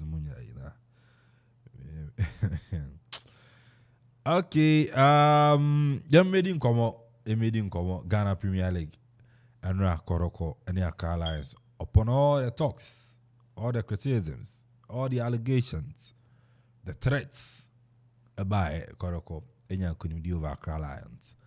And referee Alpha Bar Addi, and tell them why some money be a Chero say, now more than money or so. You know, I page you Koroko page, you see, look at how relaxed the referee is. And they be more referees and relax. I think that when we don't channel our anger at times on the referees, and when we do parking so they can perform. At times too, when we criticize them, yes, it makes them better. And but we should look at how we criticize them. I can't be I don't So look, Remo and after say need a come be the na do abo bem ani ade nyina do abo amba sha yawada. Guada we kona so ya bizan say still never so na Rem Accra Lions ekodi ncho Okoman. Especially the performance of these players. Rashid Noti, Richard Bodu Agada, Stephen Mukwala. Show performance. Okay, that's it. Bonito. Na ya be din komo you ran two fi anko de aba. Okay. So 2 terms na e wo na finish so pompe 3 terms service. Nyansa bi enim. Enti ekem da se Andra Baba Yara Sports Stadium. Ohe okwanya enam so e ma kotokunya dan kunimu no a. Adwumaden na team na etumi and before this game no Accra Lions ohe on performance league table no so a na ya dey was so no botos mienu league table no so with 26 points. No be enim say on modern mono modern edinedi all call Baba Yara no or kwa ye BDT Asante Koko. And over Accra teams are Akwa Baba Yara this season now. Obi a peke point edifo Accra to folk ekoye no 1 yano onyano 1 point edifo okoye. Olympics koye no opeke point edifo esando koye. Entina Accra Lions and another club obi a hwe anim Lagos City koye ekonya the same thing. Entino obi a hwe Accra Lions nso kono send ekwakwesi eso de ati Asante Kotoko. But Andra Koko say yes, uni panyi be kon widim. Omo kira Accra Lions say aha ni omo level, aha na also omo di omo to, and Ampanso omo di omo to. Oya starting 11 na Koko team na ekuomu na no justice blay. And so give them of late ni ehunu say omo bono ewo defense wonom. But Andra Abrante ani din ede Maxwell Ajiman. Oya ne modern mo a odi ejina chiro ede boa Asante Kotoko one Ivas Adumanko omo bo omo homode ede makoko team no eba Medford no Rashid Norte and Abrantan they are gathers Obono or State Richmond Lamte at the free bench and other Abrantan did Rashid Norte and the gathers and so a war in 51 and Steve Mukwala the modern more front and so to me about Asanto Koloko in Morrison from Kinfesa and also fees or back Otoko on yeah bad in fair team no and ran Medford also yeah solid and I feel judge in Fege Petit at the free left side every man Santo Kotoko and no yes super every man Kotoko team no and dra Nioma ko ye do ma Kotoko Yebeka say yes Kotoko performing ye but they do baby no so I can't Lions and said that Kotoko game so I need yes but yes to say Ebekono and Ankoyanisa or first goal Kotoko for Eshe from Abrante and the Rashid Norte Agadas J Bono Eddie free Accra Lions funding chain or Medford and push it by the name Emma pass and the man Steve Mukwala anko baby I will be him sanko be carton but otono boase esa loketi Agadas Emma Agadas mo be fa ball no box nim ono so je ball no otono defenders mienu obienu otumi eben Agadas Emma ni tone boase e relax wo ball no so etwen ma Rashid Norte e baye e cross ball na Rashid Norte e ka do to atena so na defenders of Accra Lions modern one na e wo fam oya second goal the same thing SNC defending error and the sama Steve Mukwala some true pass and osenya ye and no so bo ye third goal e baye from Abranton the judge in Fege omo baye 49th minute and onya ball no and no twen ye pull out the baye and Lions for the pim the floor Richard Bodu agada se beto no center when jiaso ono who say Augustine Japan aye move no all the man in Japan so cross the far pony anymore the same defenders obi ehun ni on clear ball no and Steve Mukwala esanka tumu enti make us say fourth goal no and a ye goal and free defenders no but 3 goals a buy and sana in Okoman goal ni buy ndi ni na ye Accra Lions defenders so Oman said that man Santo game no but ye mboko team no so about so 2 games ewo home ashe 9 goals omo performance na ade konkan we am ya hu say sekoko ball enumere football na yes omu nya support no na performance no so to me ko yenti say omo ba koso ani say ya supporters na beba stadium and this time around omo to so me 27 points ediana e 31 points points bia edom ntembe 4-5 points no points there but sekoko so asa that's a dia na so drop here o metumi afa ho de akọ so yambo team no and so about so better luck next time the ma Accra Lions team no and o mo hihye mo ni o ma yie va yura itu aso into fi anko kasa yes me ne ya adwen eke yen kan say ma wo bia enko for 3 term and there and for bia ho obako for 3 term me kwesi am tie enye masem but o ko for 3 term no adwuma o ye no eni na be ma yakasa ko for 3 term adwuma a o be ye yembisa ya ho say Mr. Ket Edwin Simon Okreku eba ye adwuma wa ye wo FO no o deserve say okota 3 term na no question ye o say ebisa ya ho and me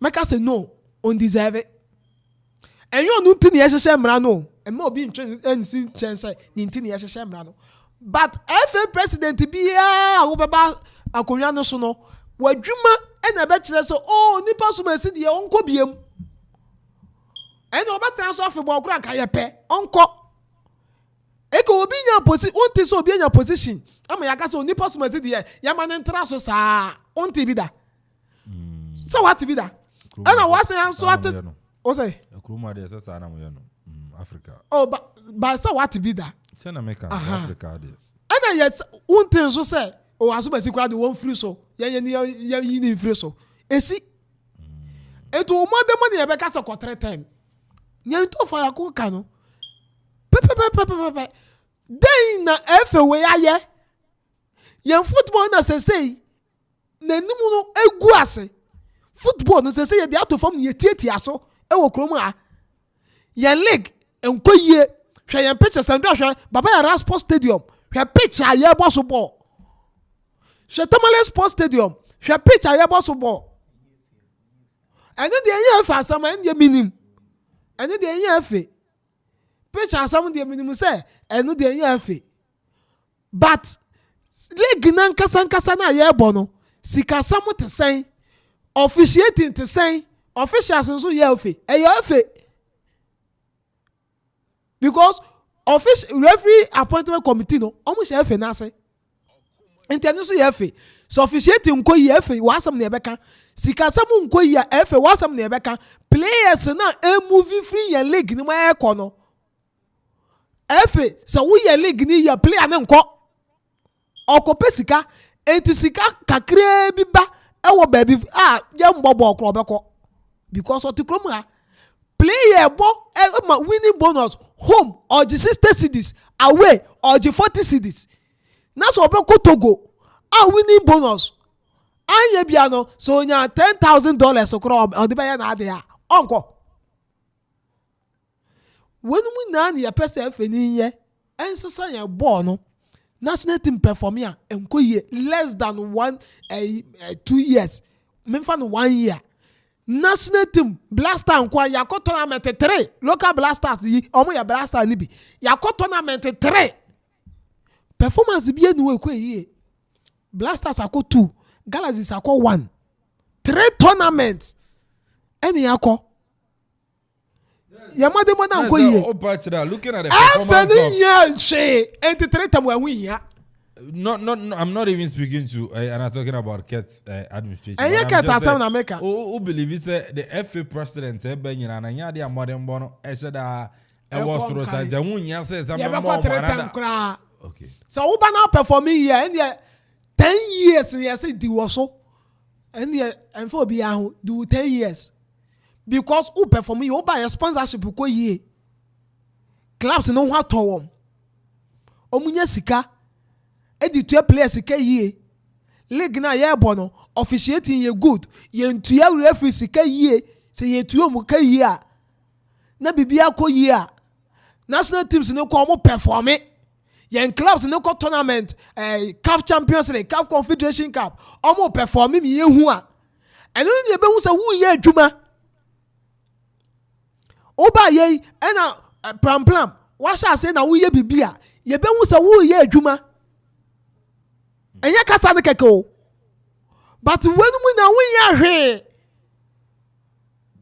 wo ye mu bia o sa be pray another term aka ho wo ye hwe ne de wo hia se ye be ma so wo ye de ne ma wo bre aka ho eni ye koso aya se ne be ye football no e be ko nanim ti koso atena so ya na ko wanim because wo ya de pa e de ma ye ento ko wanim but wo ye hwe ne ye san be ma tem biem se san kwatena so na san sen ye ball no a se no tena so na se no tena so na se na ne de me ni lawyer ntofi akoya adwen e ma clubs ne engine tom omo ko congress a sa adwen we di omo mbongu efe we ye hwe e ma ye hu ye ebia next one bi o baba na baba be yade asin win but administration we there omunya hwe e ma ye hu say there some another opportunity ya o metumi aboa aye bibi enti ma omu nji ntum so fufro ba no be performing ye ni hu so administration we ba ye no ye football na sha say ebi ne ye ka ho asam no top 10 leagues in Africa Ghana nim Muntumi ye mbo ne hwe aside clubs ne de no national team no kwa ye kwa ye perform. Okay. Enti no de hu hia say yes and be mo. All right, I know a Pasolo Paradise and also then some or the Atuja Krobia be room the Ghana Premier League and Kodoko game no na lawyer Ntofia ko then someone so Atuja say if someone kika kano onu yomo enso no enye agin. Urem mame. Wow.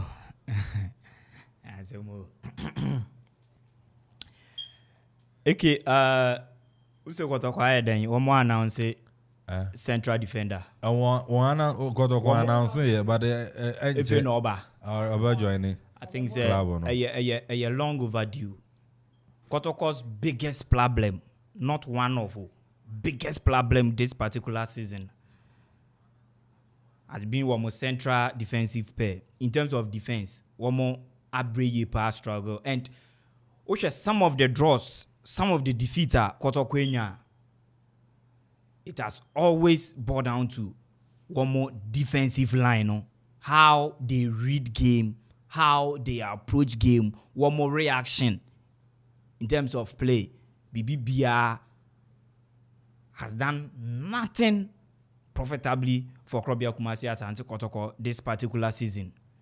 And Diencheki, proud before Endra game, we've had the last 4 games Abrantia Yefreno Justice Blay, a midfielder, playing sometimes as a central defender, sometimes as a right back for Kotoko. Due to inconsistency, I one more defenders in team. And some of injury situations are now one to find himself in this particular season.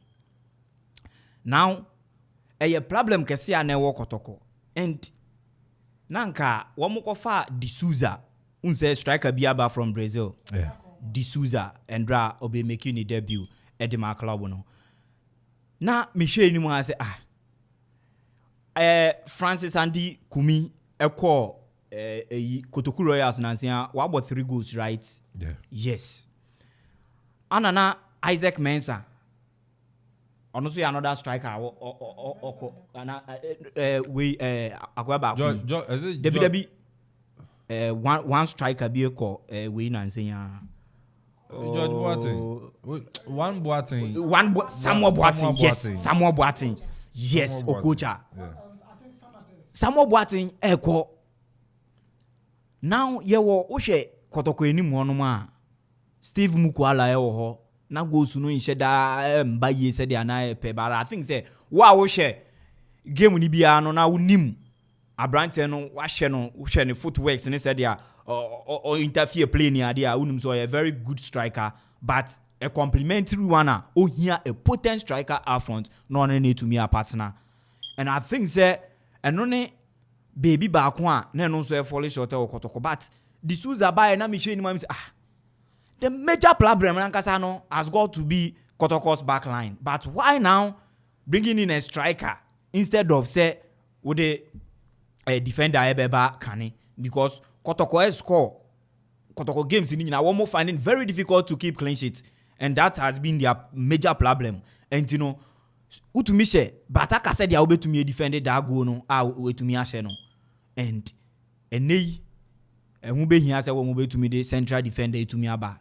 Me so convinced about still Timuna Ebono, one more defenders in one. You see if Mubarak started the season so well, but Enyoma to me fall short on the way. And was also have pick up injury if you cry the work or cry. Maxwell Ajimai has been on and off the modern one to me my consistent performance and then draw them there. Utie coach said to Seboa.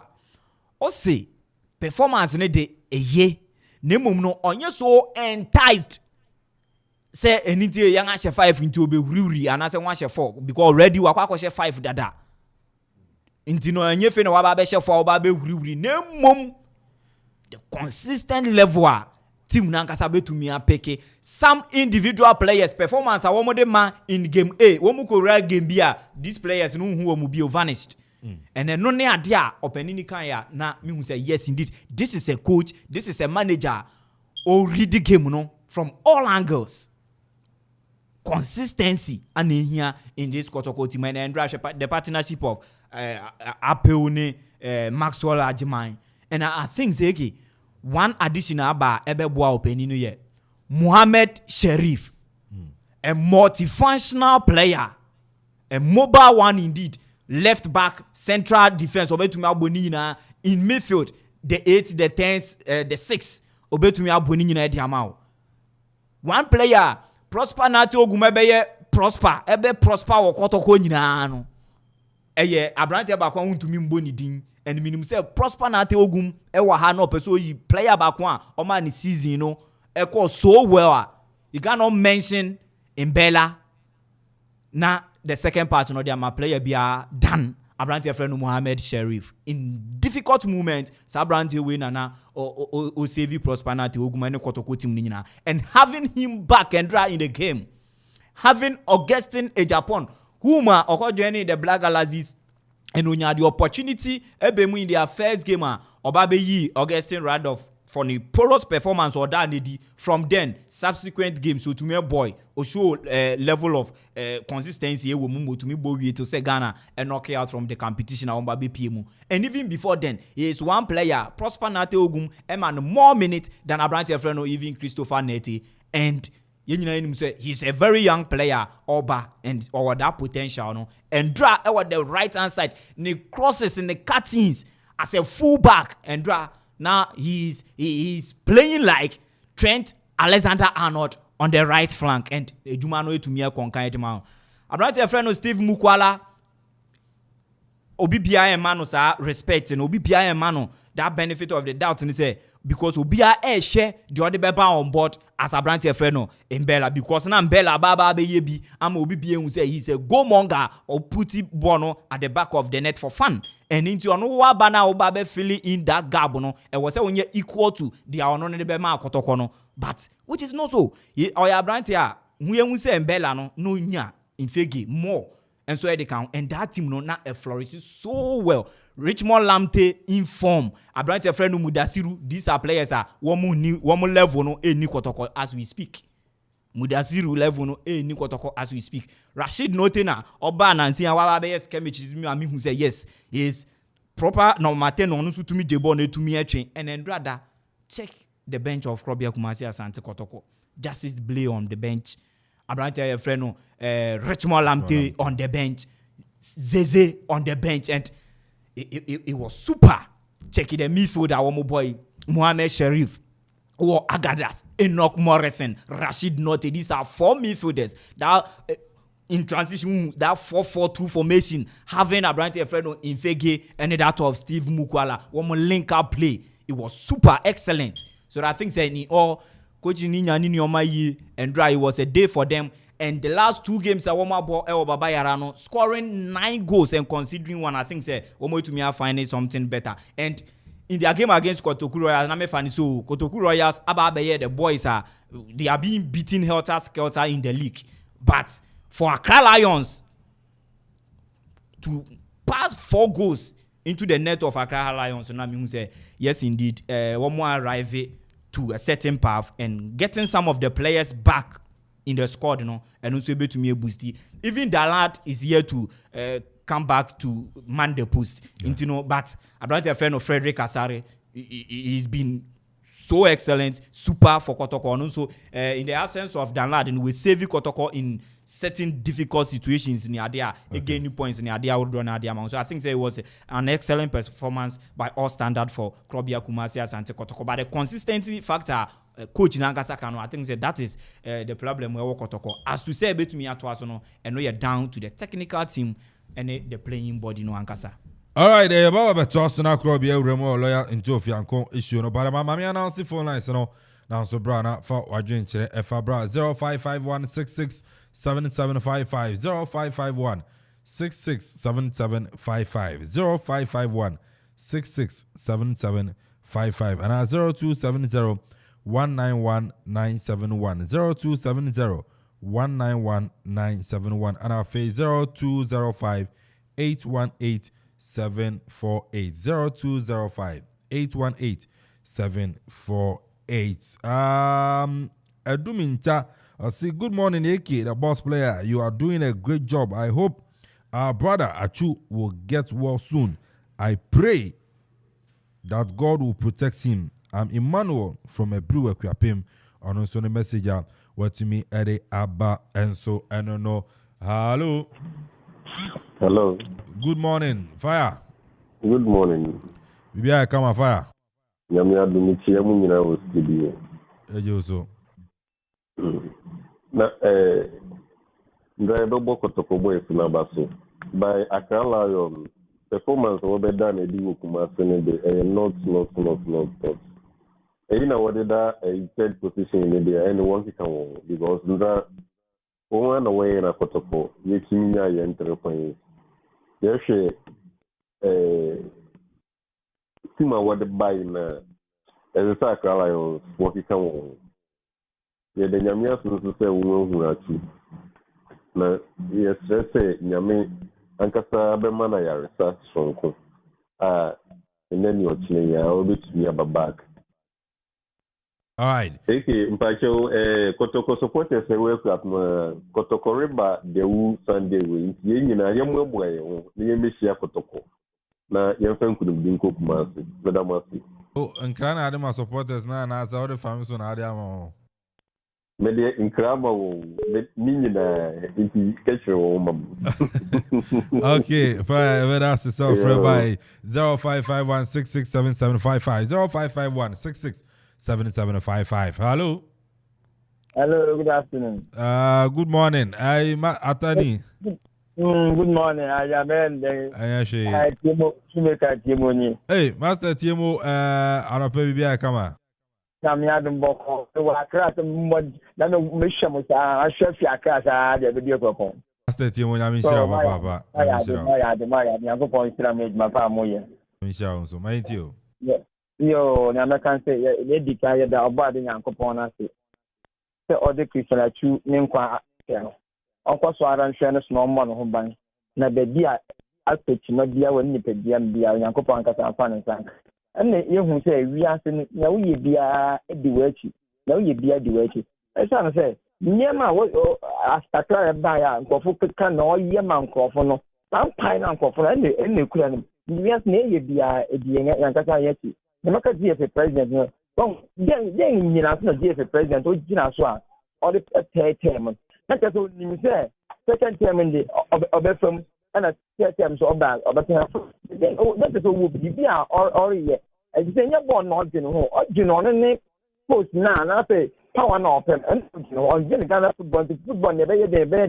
That's how much master has been football. Oh, and a football now, it's never yes, nothing plan, planning. For third term, I'm not planning.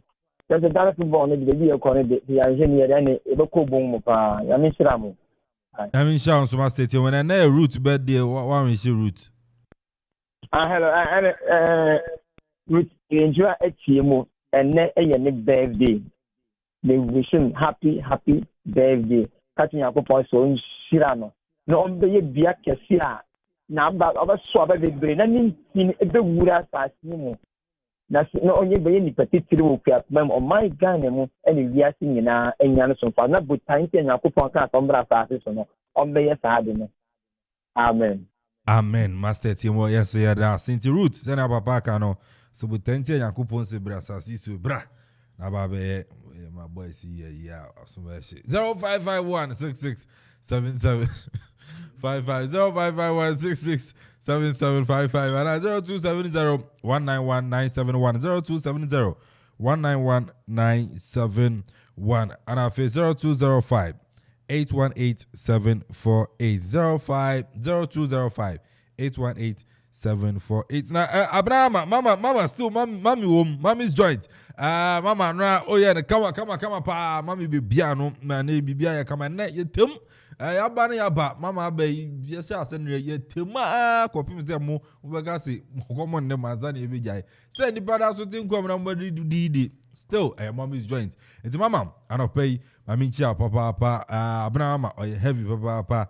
Rana just say bibia come out be what senior innovation work na so na oti wona odidi na from a pafa ho fan na mase na ekọ na yebo ya ese ni nyina no mommy's joint nti mama aropay mami nchia na Salina ananso your birthday Salina na utemu Akropong Salina happy birthday nkom fama wefi nana kwa Perry was happy birthday enko emfa ema na Sansona Russell Amache Dansolate Russell Amache Dansolate what did 9 years and then birthday and happy birthday and go for my Russell Amache Dansolate happy birthday and go emfa emma bene akọ na promtube ka se bono abeto aso bar ma mfu bi wa ha hello good morning Pacho dini baby afrefi kada fi bi mi dinya ka master tabiru ye bokwa no pay anyi men ngun ye dia se ayintio ngwana bone And I manage the mission panic by you on my gun and got mine now. You can with Akropong answer, and you are the end of Roma. Anyway, now I time for any almost the Amanfo. Then a Sunday you are, number one by Mamma say, number one answer bar. Never the name and go free. Michaela Patrick, our predatory, and a play. Maybe you're an Amen. Amen, Master Ta Yenso Yada because Yada Momo de Anamco support yes Santi Koroko and Tikoroko supporters Samuel Akuapem Sunday. Munchre Sampa Mo do Edema Santi Koroko Munchro Doma Koroko Bobo Kuruna Sunday Theater of Dreams Do Munkwana Fins Munko support Koroko Timno na league no so no entumi fa no tuma pa enso no emfa emfra krobia yeko intine ye maye muso na bibia enso ye kama tieke no ubeko third term ubeko fourth term second term Ghana for akasa ana edu a ye nto abeyibi eno ne problem ba ku no sa ho na eke sa ho sa shericas ya be mi hu se bi kura ne na mana bi kura official ya sheric masa ni ama Amanfo be yen betwe vote no edu se nkrofo kwotena se na wo mko ye woni ama na we problem ba kwan wo aso mining we masa nipa kuma ku bi na wo mo na akoyi e de ama nipa dodo nyina se nipa kuma bi o ana wo mo football people kuria na wo mo akoyi e de ama mangana nyina ase yensom na yenso ya nti ya masa so be ko zonko no edu time ya be address no so ya be address na ne o metumi akonkan nti no minchia kechi trend fashion guys no enso e wo borishe mo ya ketwa ne ike no mo minchia obibia enso e wo mo bo ejuma ma ne o ma konkan nti no from here I think say bo be we are meba be rem nti Barima ya na wa pe echikwan na se na ye no and na Tuesday and then so no Christian Achuso no endra no na endra ne na me so emotional like the mood and I'm woman no me yes say no I have to me ye prepare pepe but and then nyame ya dom na ye won kwa no gusu won kwa mu de ya masa untumi na nano masa da untumi fendi unim one thing no yes one thing no na untumi fendi tino obema meba na ya ye sa honum ya clear ho di fiwo okay and you know zigi fatu mami na me ya yi pre ko na solo me chia na yere na enko ai happy birthday na papa birthday na papa birthday yeah na papa birthday Paul Asante Blackman Addi and then your birthday you know Blackman happy birthday Emko Mfama Daddy so me say no me do papa nyami show na onye okesi on show papa mbo no wabusu anyina ho ba no yumfi adumu Emko adumu Paul Asante Blackman Addi happy birthday Emko Emfa Emao and you know ye the best in yakọ solo so do be happy birthday Emko Emfamao na o sa me boa we she no and also ye kodoko communication director David Obinyako birthday and I said that's it so I think Kante yeah you got to Kante on said the birthday happy birthday come on munina and MTN FA Cup no round of 16 draw no so go so cause we go start yeah I'm start drive no and also yeah they home come in na actually all right Enchobia oncha yira yenko entino yerbesi nyamebo na echira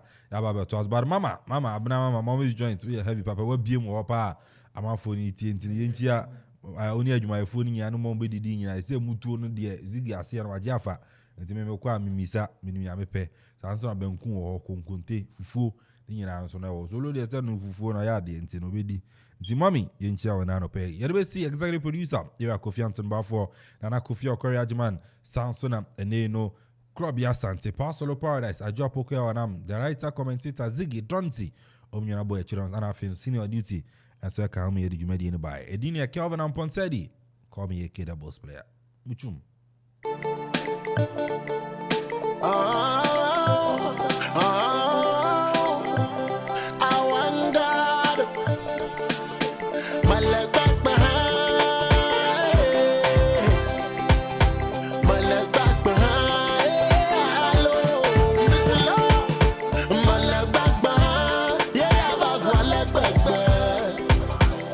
Like back behind, yeah, that's what I like back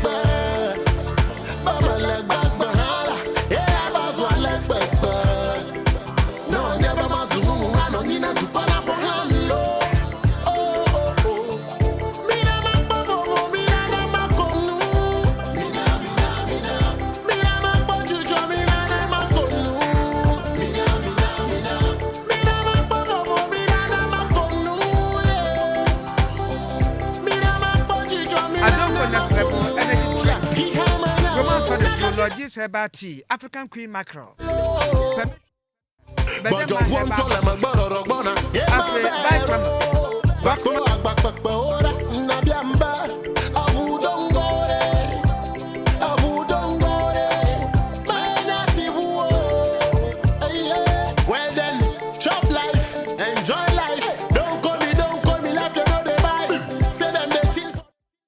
Bema edikano meso mame na wase na me mo mabaso Okoman radio ya kan radio station e Freeman temu aju two fingers at the eham oduru na yade awrahosam enam enim se kan awrahosam ba bi obi adwena kwakosie eye Turkey ene Syria sesia enipa ewuo no aduru empimunum eye 5000 ye de hu videos ebe kire mo ye be san akọ Turkey ne Ghana fo no bia mo no bia atwetwe nkomo